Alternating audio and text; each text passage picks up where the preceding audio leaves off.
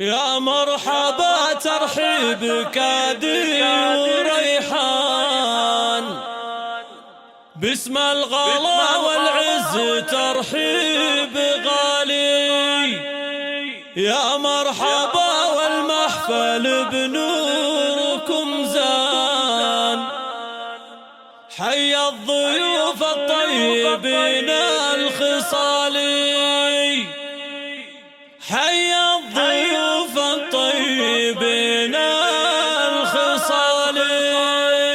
يا مرحبا ترحيب كادي وريحان، باسم الغلا والعز ترحيب غالي. يا مرحبا والمحفل بنوركم زان، حي الضيوف الطيبين الخصالي. ترحيبة تترادف بعذب الألحان، ومن الشعر تختار عذب الجزالي. باسم أم ناصر مرحبا عد الأمزان، في ليلة فرحة أخته أغلى الغوالي. ترحيب أم ناصر لها الجود عنوان، يا مرحبا بدار الكرم والمعالي. ليلة مها ليلة فريدة بالأزمان، فيها يطيب الأنس والاحتفالي. بها العروس اللي بها الحسن فتان، شيخة معاني الزين وأم الجمالي. واللي لفهم قدرهم عالي الشان، يا مرحبا تنعاد أول وتالي. وخواتها منهم ترحيب رسلان، كلا ترحب بالحروف الجزالي. نجاتي قالت يا هلا بعز ضيفان، بالشاذلية وهيلي صفر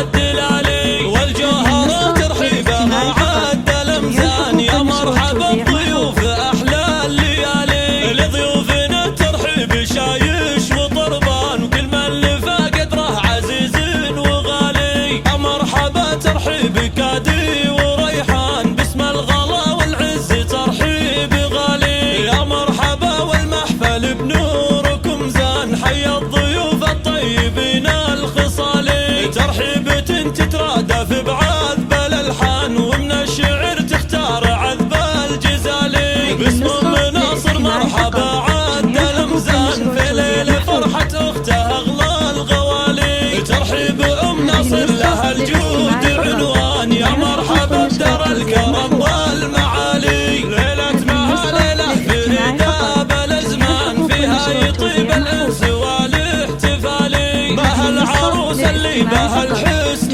فتان، شيخة معاني الزين وأم الجمالي. واللي لفهم قدرهم عالي الشان، يا مرحبا تنعاد أول وتالي. وخواتها منهم ترحيب رسلان، كلا ترحب بالحروف الجزالي. نجاتي قالت يا هلا بعز ضيفان،